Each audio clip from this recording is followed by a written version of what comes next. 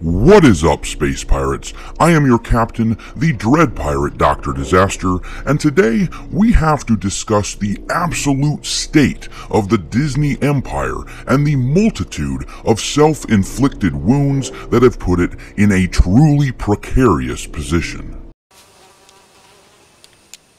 That is one big pile of shit. The excuses in the media are as multitudinous as the sheer stupidity that has gotten Disney to this point. This makes it difficult to sift through all of the BS in order to get good information, but if you want to find people who will tell you like it is, your best chance is in listening to finance people. They are the most likely to notice what is happening at Disney. The company, their insistence on siding with identity politics woke nonsense. The knives are coming out more and more for journalists, so hunker down in your seat and prepare your schadenfreude, because Disney has earned itself this one-way ticket to Implosionville. Buckle up, bonehead, because you're going for a ride.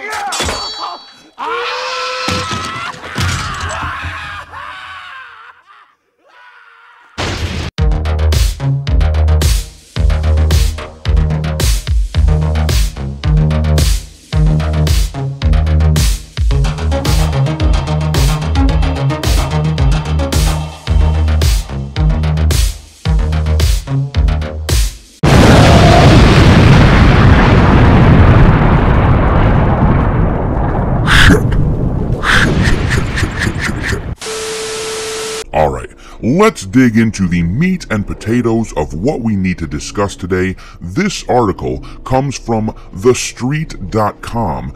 Disney is in a death spiral, and I don't see Bob Iger reversing it. The problem is that the Mouse House has an elephant in the room, and we all know it. It's funny how I'm sure that everyone listening to this video already knows what the elephant discussed it, even if you are a fan of wokeness. If you are a fan of it, you have to admit that wokeness is absolutely killing Disney. Anyhow, the article says, the death spiral. When companies enter it, I always go back to the legendary quote from Supreme Court Justice Potter Stewart. He was offering an opinion in a case regarding hardcore porn. I know it when I see it. I onboarded a new account this week, and one of the first things we did was dump Disney. The client had some other long-term winners, and I let those go. But as far as Disney, I couldn't wait to dump that one and put it into one of my beloved preferreds. Skipping down to the next paragraph, it says, but why pick on Disney? As I read this morning's screaming headline on CNBC.com, Wells Fargo says Disney shares to rally 60%, with Iger's possible divestitures adding $10 a share. I chuckled as I saw Disney shares falling yet again today. In fairness, I didn't read the Wells Fargo report on Disney, although I have accounts with Wells and certainly could access that report if I wanted to, but I don't want to. As a former sell-side analyst, I know all too well that many of them never know it when they see it until it is far, far too late. The problem is that the Mouse House has an elephant in the room. We all know it. I am sure the Wells Fargo team does too, but it is just so obvious when looking at recent box office results. The phrase is a cute one, but also valuable for investors. Go woke, go broke. I've been saying it. I've been saying it for 10 damn years. Ain't I been saying it, Miguel? Huh? I've been saying it. Yeah, that's the thing. Everybody knows this is the problem with Disney, but the shills don't want to admit it, because that would be admitting that they are wrong and that they are out of touch with regular people. We don't want this shit in our entertainment. We don't want to be preached at. We just want to be entertained.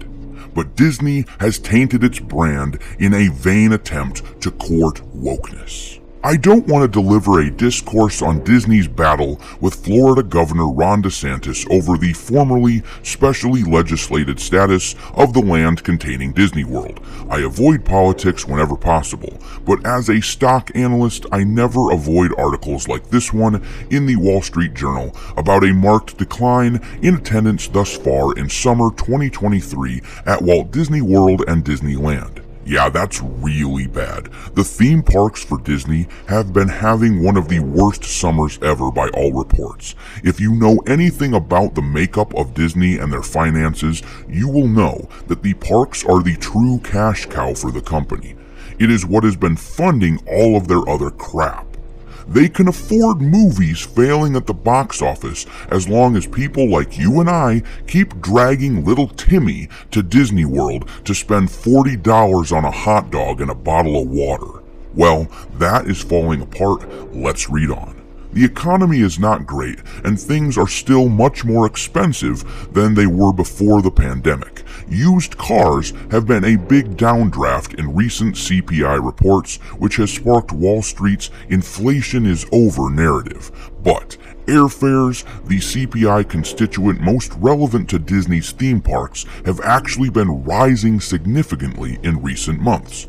I get all those things, but are people not taking filmed entertainment business? According to BoxOfficeMojo.com, Disney only has 3 of the top 10 grossing films thus far in 2023. By all accounts, Indiana Jones and the Dial of Destiny, I haven't seen it, although Raiders of the Lost Ark will always be one of my favorite films, has been a major box office flop. Yet, Sound of Freedom, produced by 20th Century Fox in 2018 and then shelved by Disney after it bought its rival, has had an unprecedented box office run for an indie film. I have not seen that film either, and I won't enter a discussion about its merits. That said, I am in South America now on a business trip for XCAP. Sound of Freedom was mostly filmed in Colombia, and I know that human trafficking is a major concern on this continent. That's all I will say. I will avoid third rails. But how on earth did Disney leave a movie that will end up grossing $100 million domestically? It has already grossed $53.9 million heading into this weekend, according to BoxOfficeMojo.com, in the can for years, before finally sloughing it off on movie upstart Angel Studios. Simply put, Disney's management decisions have turned people off. The brand is damaged. I know it when I see it, and thus I dumped Disney, which hasn't declared a common dividend since fourth quarter 2019, as soon as I saw it in this new client's account. Will Bob Iger reverse that? By going on CNBC and intimating that ESPN is for sale, as Iger did earlier this week? Not likely. By divesting assets, that would add $10 a share, which would only add 11% to Disney's value, according to the report this morning from WFC's analyst. No, if Disney were to become a seller, as Iger hinted, then Disney would own less, or control less if a joint venture were the preferred structure for dumping ESPN content. We are going to have a look at this in a second. Apparently, Bob Iger is making it sound like they'll be selling off some of their big name properties like ESPN. How that is supposed to make Disney more profitable is beyond me, in the same way that it is beyond the author of this article. But let's finish this article. It says, and that content seemingly is the one valuable thing that Disney has. No one else owns Mickey Mouse, Donald Duck, Princess Leia, or Buzz Lightyear, or even Indiana Jones. But Disney, as I mentioned in my prior Real Money column on the name, has found an extraordinarily effective way of offsetting the goodwill created by these characters. Disney's brand is decaying. I know it when I see it. So does anyone with access to stock quotes. I just don't see Bob Iger reversing the death spiral. Continue to avoid Disney. And on that note, let's look at this article. Disney CEO Iger hints at selling media assets, ABC, ESPN, among TV assets that could be potentially for sale in the future. This article is from Fox Business, and it says, Disney CEO Bob Iger said Thursday that he may offload the company's TV assets because they may not be core to the business. Iger said he would look at Disney's traditional TV business, which owns and operates a series of networks like broadcast station ABC and cable channels like ESPN. They may not be core to Disney, Iger told CNBC. Since Iger's return last year, Disney has initiated layoffs impacting thousands of employees, while also cutting billions of dollars in spending. After coming back, Iger said, I realized the company is facing a lot of challenges, some of them self-inflicted. I mean, that's what we've been saying. Bob Iger knows it. Deep down he knows it, and he's admitting it. Now, he is someone who has been propped up by the woke cult. He is someone who benefits greatly from useful idiots being on his side because he chose a political side. Or at least he perceives that he benefits from them. I think he and his company have been irreparably damaged by his decision to embrace this woke shit, but he thinks it helps. Maybe he's a true believer, who knows, but this is him admitting that things are bad because of this decision. In a few short weeks, Disney's earnings report will come out for the previous quarter, and it is going to be a bloodbath, I predict. And Bob Iger is essentially telling us the same thing. Look at this article from MSNBC. It is filled with excuses for Disney and for the entire media industry, but their conclusion as to what to expect from the earnings report is the same as mine. The headline is, the media industry is in turmoil, and that's not changing anytime soon. Traditional TV is dying, ad revenue is soft, streaming isn't profitable, and Hollywood is practically shut down as the actors and writers unions settle in for what is shaping up to be a long and bitter work stoppage. Excuses, excuses. Disney's intellectual properties are so well known and beloved that they could have been practically printing their own money. That's what happened with The Force Awakens, for example, but they decided to damage their own money printer along with the rest of the industry, and now they are reaping what they sow. But let's keep moving on. All of this turmoil will be on investors' minds as the media industry kicks off its earnings season this week, with Netflix up first on Wednesday. Netflix, with a new advertising model and push to stop password sharing, looks the best positioned compared to legacy media giants. Last week, for instance, Disney CEO Bob Iger extended his contract through 2026, telling the market he needed more time at the Mouse House to address the challenges before him. At the top of the list is contending with Disney's TV networks, as that part of the business appears to be in a worse state than Iger had imagined. They may not be core to Disney, he said. I think Bob Iger's comments were a warning about the quarter. I think they are very worrying for that sector, said analyst Michael Nathanson of SVB, following Iger's interview with CNBC's David Faber on Thursday. Here's the thing, me hearties. They need us.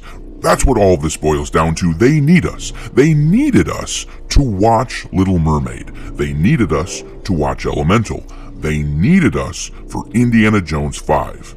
They needed us to subscribe to Disney Plus and watch Secret Invasion and Mandalorian Season 3, but many of us haven't. In fact, it might be the case that most of us haven't. And we haven't because their product is shit, and we don't trust them. So the thing is, they are falling apart at this critical juncture. Yes, it is fair to say that the economy is indeed shit right now as a whole.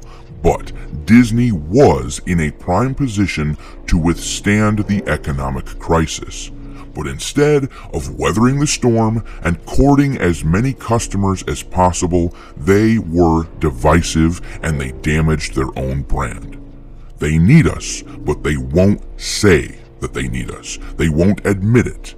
And I implore you all, keep up the apathy. That is our most devastating weapon to use against them. Apathy. All you have to do to wield it properly is do nothing. Just stop giving them money. If you are giving them money, stop it.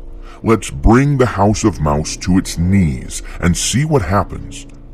I want to see a world where Star Wars and Indiana Jones and Willow and other properties like that are allowed to rest in peace or be renewed. If we let these idiots fail, perhaps one day that will happen. Thanks for watching, me hearties. If you haven't already, your captain is inviting you to subscribe to the channel and become a part of the crew.